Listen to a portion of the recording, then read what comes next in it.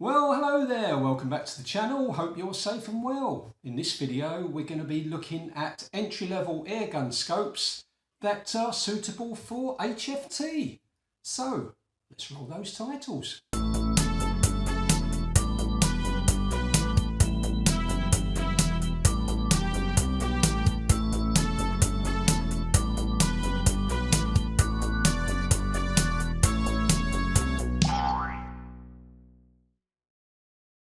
So in this video we're going to look at scopes then.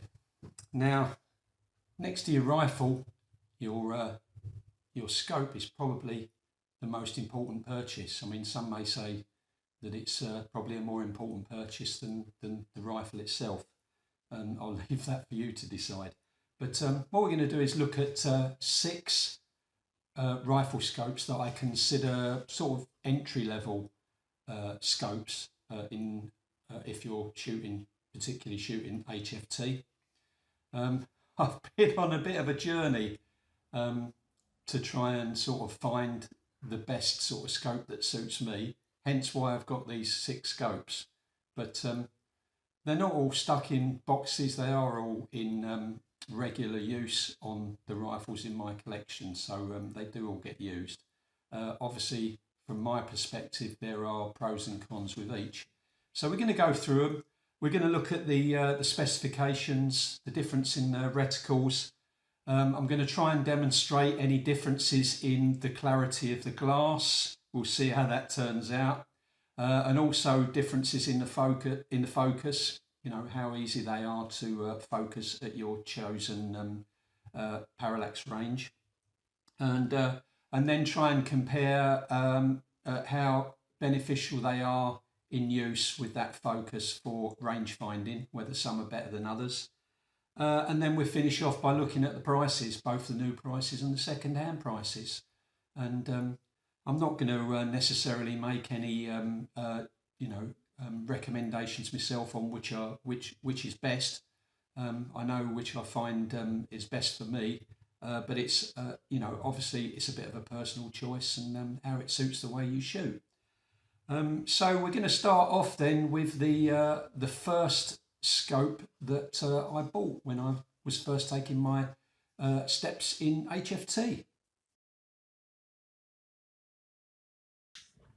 So as I said, we're starting out with the first scope that I ever bought.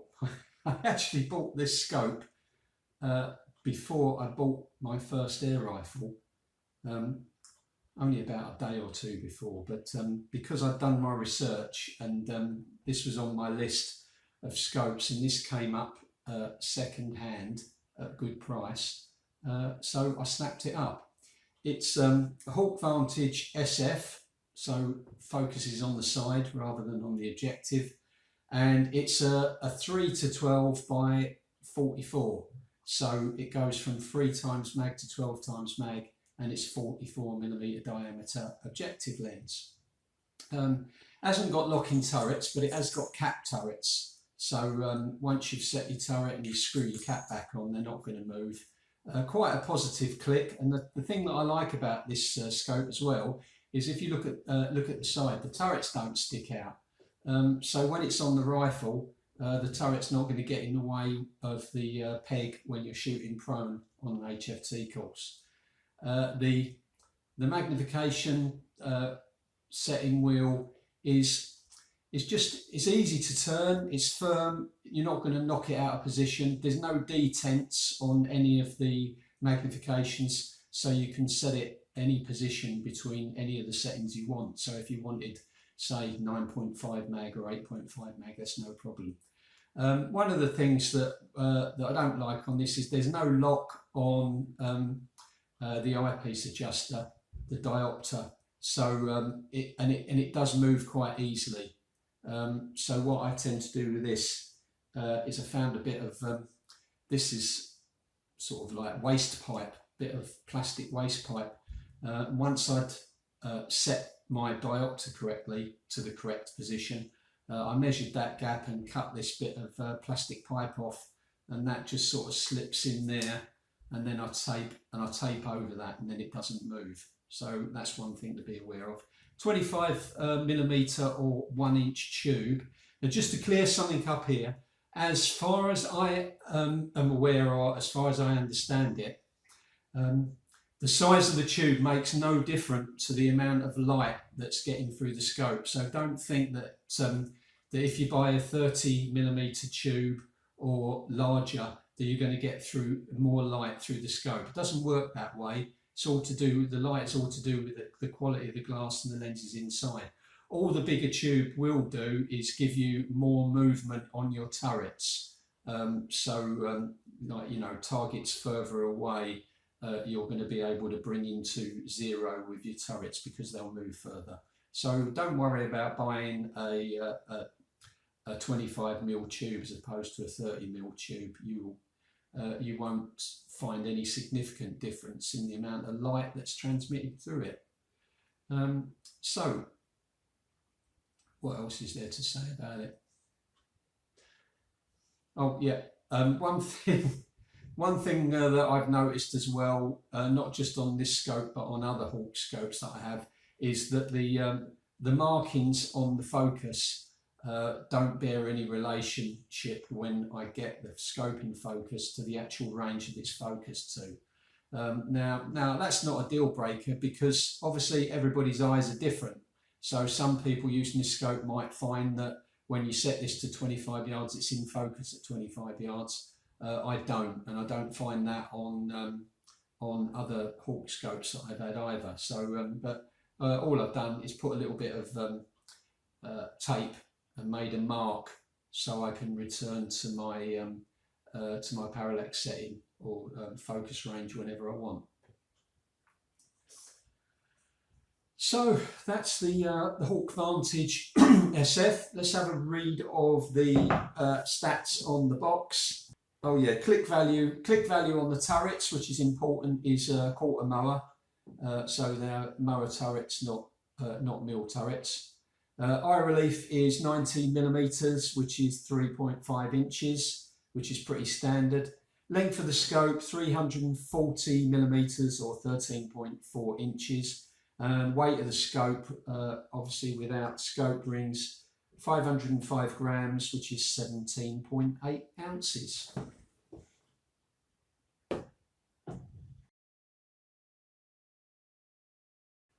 Okay, first thing, note to self, when trying to be clever and using a Bluetooth clicky thing to start your recordings, make sure the recording light is on when you do your section, and then you won't have to come back again the next day thinking that you've got something in the can that you hadn't. So let's try this one again. Okay, second scope then is the Hawke Airmax 4 to 12 by 40 with the adjustable objective. I've mentioned that sometimes I don't find that the markings on the focus align with the actual focus range, but funnily enough, it's quite accurate on this scope. So again, we've got the low profile turrets, cap turrets, so keep them out of the way from the pegs when you're shooting prone. The magnification adjuster on this is quite stiff, so once you set it, that's not going to get knocked and moved out. You can see again, I've got my diopter taped up so that doesn't move, because that is sort of relatively loose. This is one of my favourite scopes actually. I've been shooting this on the on my HW97 because it's got that AMX reticle, which I particularly like because it's continuous reticle. So not a big fan of floating points and floating crosshairs. So the specs on this one then. Length is 327mm, which is 12.7 inches. Weight is 522 grams, which is 18.4 ounces. The eye relief is pretty standard, like most scopes, which is 90mm or 3.5 inches. I mentioned it's got the AMX reticle, and this one has got quarter mower turrets. I do prefer the quarter mower turrets to the MRAD turrets, for the simple reason that one click moves the reticle a smaller amount than on an MRAD. So you can make your zeroing adjustments a little bit finer. So that's why I prefer that. I think I've already mentioned before about the 25mm tubes. This has got a 25mm tube as well. So that's the Hawke Airmax. Here then is the Optisan CP 3-12 by 32p scope. This is quite a popular HFT scope. They also do a fixed mag 10 times magnification for this scope. As I understand it, the benefits of fixed magnification is that there's less glass in the scope, so therefore the light has an easier path, and therefore the picture should be brighter and clearer. But that's what I'm led to believe anyway. Again, as cap turrets, these turrets are 0.1 MRAD turrets, not MOA turrets. And again, the turrets don't stick out, so they're not going to get in the way when you're prone up against the peg. Nice small objective lens, which has the potential for reducing parallax error, although I've done a couple of videos on parallax error, which you can check out, and it's not, to be honest, it's not something you really need to worry about too much if you've got good eye alignment. The focus markings, as I've found in use, are quite accurate. The focus is very light to turn, certainly lighter than the focus knob on the Hawke scopes, and the magnification wheel is quite firm as well,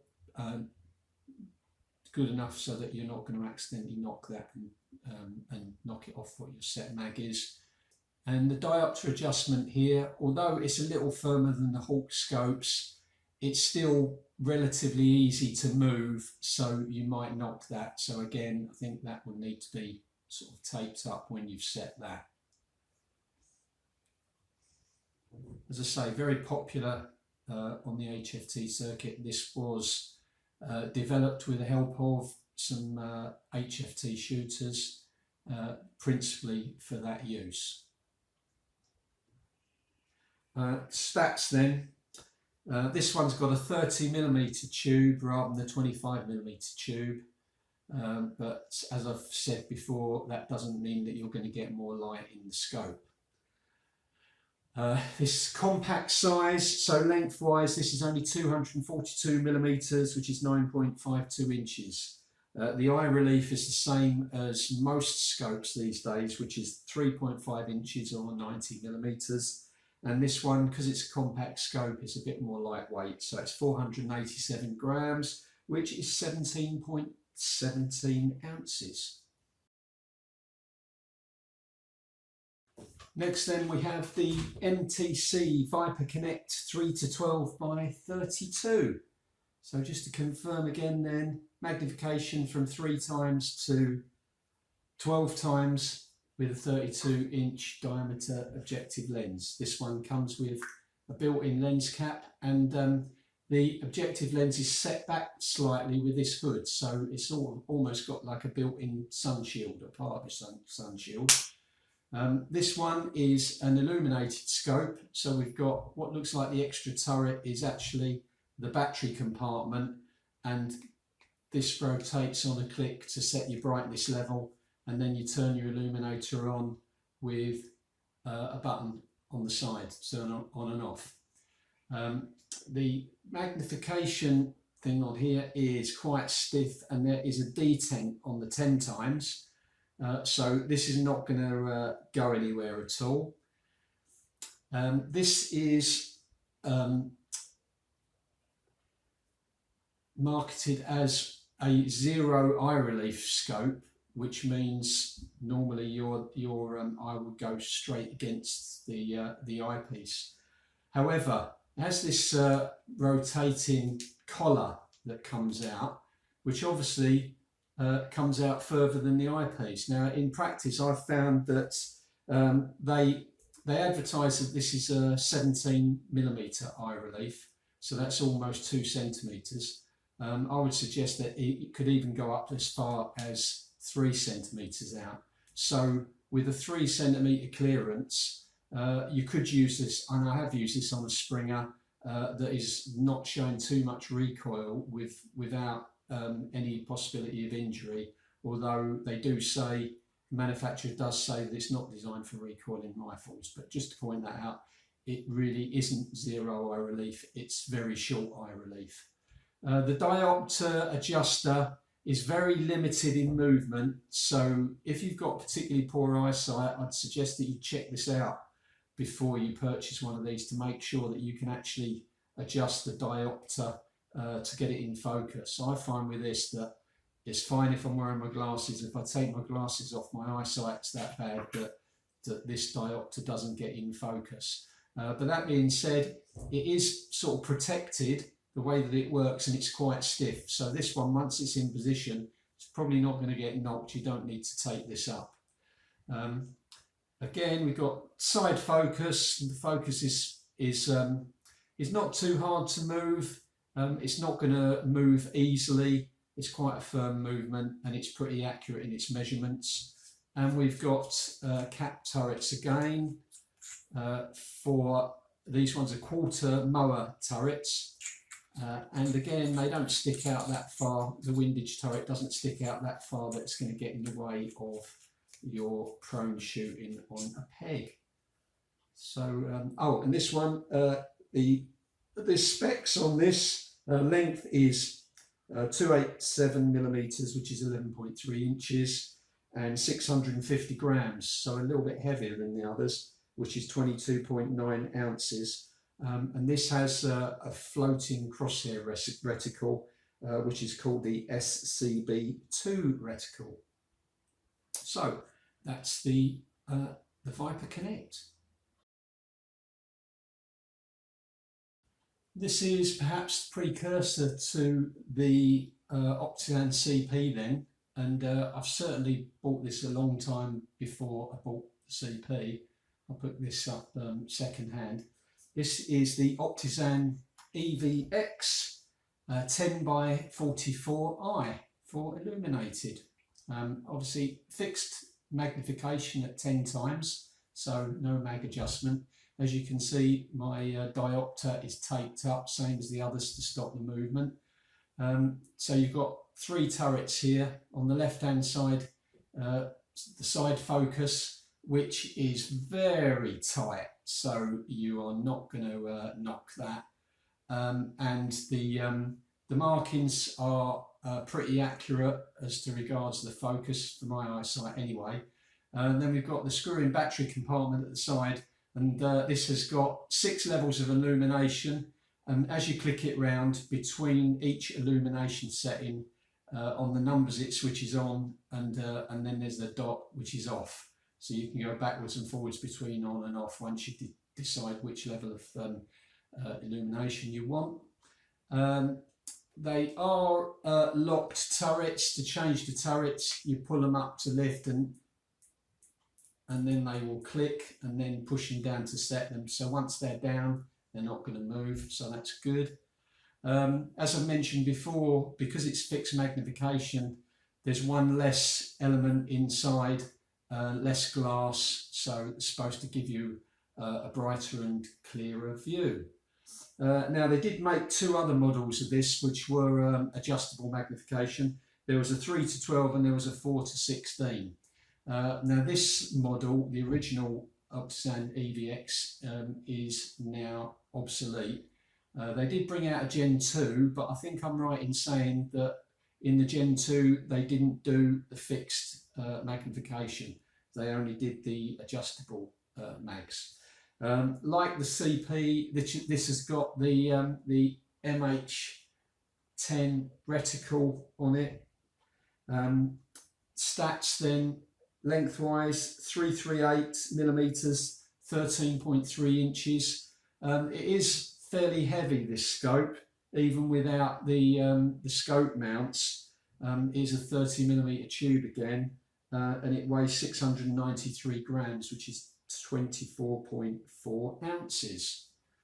So nice scope though. I still use this one, and I actually use this at the moment in preference to the CP, but we'll perhaps get into that later.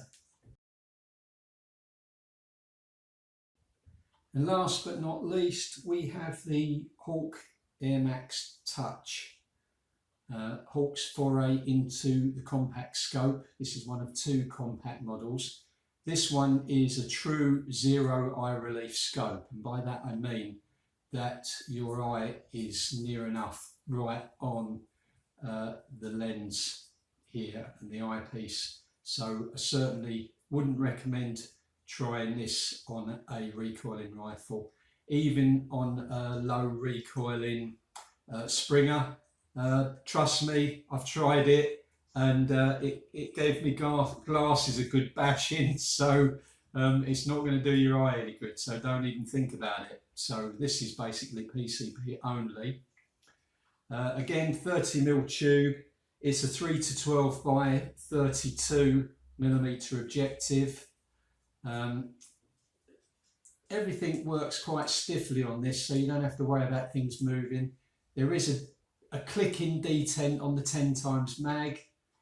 The nice thing that I like about this, of all these scopes, it's actually got a locking diopter. So you've got this lock ring here. So once you set your reticle focus correctly, you can screw that in and lock it, and then that's not going anywhere. So you don't have to worry about tape. It's got side focus on it. It's got 6 settings, and it is quite, it is quite a tight thing. One thing that I did find about this, since I've had it from new, this turret on this side has always been very stiff. But you've got 5 different settings, again with a 0 setting in between them. So basically it's on and then off, so you don't have to go all the way around once you've decided on your setting. The cap screws out to take a battery. Let's make sure that's switched off. Yeah. The only thing that I don't like about this scope is, look, we've got the cap turrets again, but look how far. Oh, they're 0.1 MRAD turrets, not MOA turrets. They're MRAD turrets, but look how far that turret sticks out there. That is the only con that I find on this scope, really. AMX reticle, because it's in the Airmax range, of course. And one thing as well, the side focus, when I bought this, the side focus was very, very tight. It took a long time to loosen up. And I have had problems with the side focus on this. I got in touch with Hawke Technical Support, and they said make sure to keep your forward ring as far forward as possible. If you get it too close to the centre of the scope where the turrets are, and then it's too tight, it can affect how that side focus works. So that's why you see that my front scope ring is as far forward as it will go to stay well clear of that. It's the same old story on this with the settings. This one's not too bad actually. You can see I've got a bit of tape with it marked up again. It's not too far off the 25 yards, but it's still not as accurate a setting as some of the other scopes. But as I said, that's not a deal breaker, because you're not going to find, 100% of the people are not going to find, if they set that to 25 or 30, that is going to be the focus range. Okay, that's just, those figures on there are just a guide.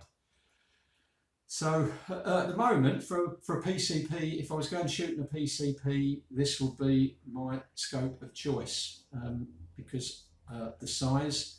I like the zero eye relief because you haven't got them worried so much about eye alignment. The shorter your eye relief, the closer you are to that lens, the less likely you are to have any issues with eye alignment. So I don't need to use a scope optimizer on it. And it's got the wonderful AMX reticle. So this out of all of the scopes that I've shown you is the only one that I bought from new. So that should tell you something. So yeah, that's the Hawke Airmax Touch. Before we move on, I've got a confession to make. I had really big plans for this next section. I was hoping to be able to video through the eyepiece of each scope and show you the definition of the scope, how the focus changed, so you could see how easy it was to shoot the short targets at say 8 to 15 yards and the longer targets at 40 to 45 yards. But I guess it was definitely a case of ambition outstrips ability. I've spent the best part of 4 or 5 hours on this. I've tried phone attachments on the end. I've tried side mounting a smartphone to video it, and I've tried a scope add-on. And to be honest, none of them are producing video of decent quality. So what we're left with is I've returned to the scope add-on to take photographs, so you can get a look at what the light levels are like and what the reticle looks like. So what I've done is I've set a target, a 25mm kill zone target out at 25 yards. And using this add-on with the same settings for each scope, I've taken a photograph through the scope so you can see, get a comparison between the amount of light coming into the scope, with a proviso that this is not really designed for use on zero or low eye relief scopes. So it was particularly difficult to get a decent photo on the Hawke Touch and also the MTC Viper Connect. So bear that in mind when we look at the photos. So all that being said, I hope you forgive me for just giving you static shots, but let's take a look at the shots and we'll talk about them. So here's a view through the Hawke Vantage then. I must point out the error I made earlier. It's actually a 15mm kill zone on this target, not 25mm as I said before. So as you can see, we've got was it a 40-odd-millimeter diameter objective lens, so you're not going to be short of light coming in. This was recorded on quite a bright day, so things are going to look a little bit brighter than they probably would in the woods or in the shade. But one thing that you can see here, we've got the no frills standard 1/2 mil dot reticle. The nice thing about this scope is that they've got the thickness of the reticle just right, I think. It's not too fine that you lose it. You can see that it doesn't disappear in the dark spot of the kill zone, and it's not too thick that it obscures everything. And the marks are just a nice size so that you could see your holdover marks quite easily. And if you were that way inclined, you could use the reticle for a bit of bracketing. So that's the standard by which we'll judge all the other scopes that we're going to look at next then. Next then is another Hawke, the Airmax. I think you can see here quite clearly that it seems to me that the picture is a lot sharper than the Vantage, which suggests that the glass in this scope is a little bit better than the Hawke Vantage. The AMX reticle, as you can see here, which I like the fact that you know, they don't bother, they keep the reticle markings to a minimum. So we've got the 1/2 mil dot marks for hold unders. I guess if you're using holdovers it might be a problem, but personally I don't use holdover unders, so that's not an issue for me. But I think, as I mentioned before, I do like this reticle. I like a solid reticle without any floating crosshairs in it, because I can see all my aiming marks clearly. Moving on to the first of the Optisans then, the compact, the CP. Here you can see, even though it's got the smaller diameter objective, still pretty clear and sharp picture compared to the Airmax.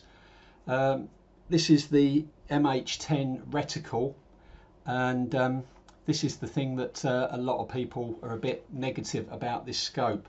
I mean, hopefully you notice it looks like the floating crosshairs are actually finer lines than the rest of the reticle, and this means that you know, it's quite easy to lose the crosshairs in low light conditions in the woods and when the target's in the shade.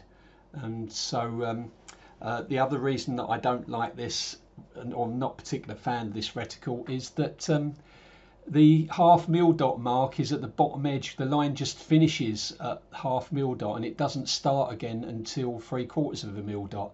And my half mil dot holdover is quite a common aim point that I use, and I'd like a little tick there or a dot or something there to use to aim at. I mean, you're not always, depending on the size of the kill zone, you're not always able to sit the horizontal part of the crosshairs on the top edge of the kill to fit that in. So, you know, that's the reason why I'm not a great fan of this, and say a lot of people complain that that the crosshairs are too fine. And while we're talking about fine reticles, here's the finest of the lot. Not a great picture because, as I mentioned before, I struggled to get a decent picture through the short eye relief, the two short eye relief scopes. One thing that you can see though, the picture is very sharp, considering that it's one of the smaller diameter scopes, one of the 32mm diameter objectives. But to be honest, in practice, from my experience, the reticle is just too fine, unless you're shooting targets in a lot of light. It is often very difficult to see. I guess you could employ the illuminated reticle and they'll have that on all the time, but then you've got the issues of, you know, battery life and having to follow the rules that are set for the use of illuminated reticles and stuff. This scope, I wouldn't consider using this again for HFT. It's currently sitting on my Ghost and I'm using it just for target shooting in decent light conditions. On to the second Optisan then, the EVX. As you can see, it's the same reticle as the CP, the MH10, but I think that you can see, you know, as we're dealing with a scope, you've got extra brightness because you've got a larger objective, and the outline, you can see the outline is quite sharp. I think what we need to do is perhaps to compare both of these pictures side by side to see the differences. So let's do that. So here are the two Optisan scopes side by side then. We've got the CP on the left and the EVX on the right. Bit difficult to compare looking at these photos, I guess, because it looks like the EVX, we had bright sunlight, and when I took the CP picture there might have been a bit of cloud cover, but interesting comparison all the same. I'll leave you to be the judge, I guess. And last but not least, here's the Airmax Touch, probably the worst picture of the lot.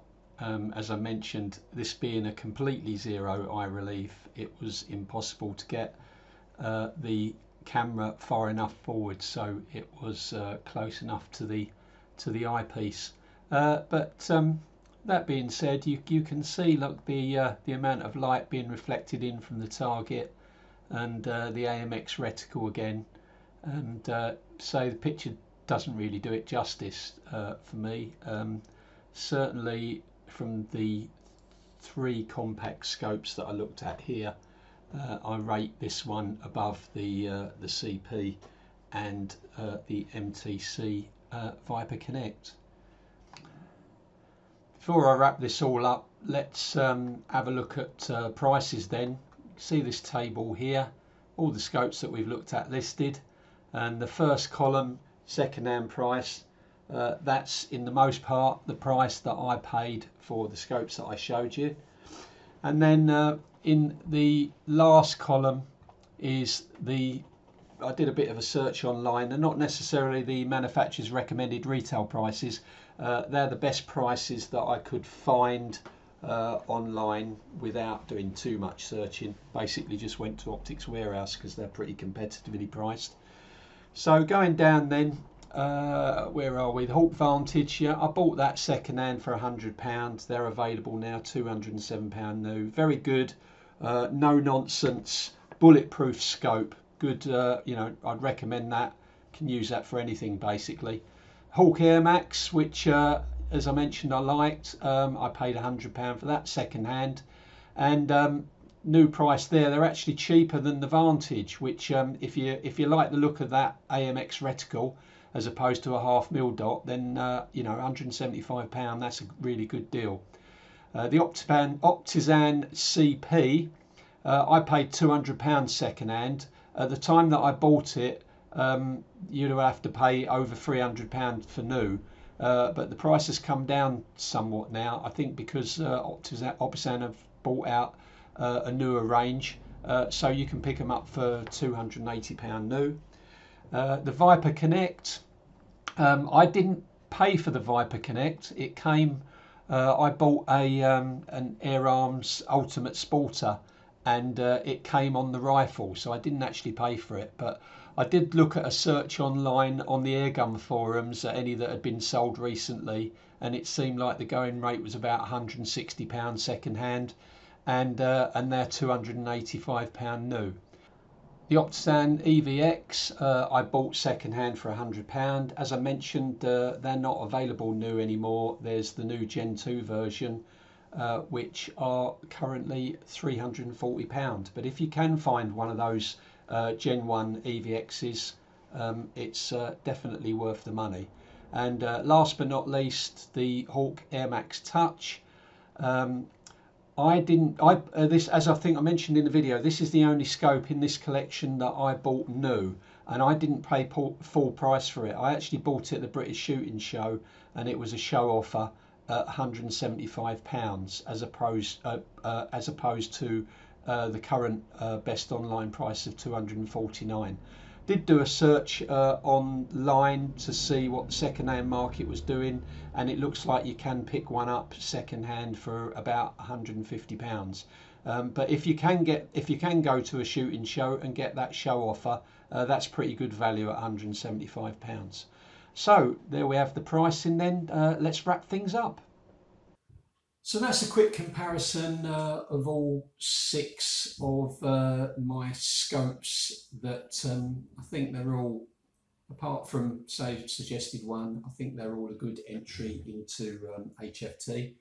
One thing that I didn't mention, they're all SFF scopes, that's SFP scopes, sorry, second focal plane scopes, because if you're shooting at fixed magnification, there really is no benefit in paying the extra money that you would pay to get the first focal plane scope. So all these are second focal plane. As I mentioned earlier on, if you're looking at for scopes, I wouldn't worry too much about going for the 25mm 1-inch tube against the 30mm tube. It's not going to give you more light.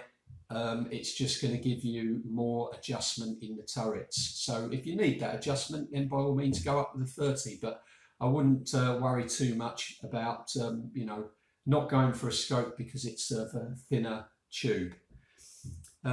Objective diameter, we basically looked at scopes here that are either around the 30mm mark or the 40mm mark. Obviously, potentially with the larger diameter scope, there is a potential for more parallax error. But to be honest, you know, I've mentioned before that I've got a couple of videos, if you want to look on the channel, about parallax error, where I do the calculations and show you that it isn't the big scary monster that some people will have you believe. So I wouldn't worry about going for a larger sort of 40 or 44mm objective, so don't let that put you off. Reticle, I think that's probably one of the most major things that you're going to have to consider when you're looking at a scope that suits you.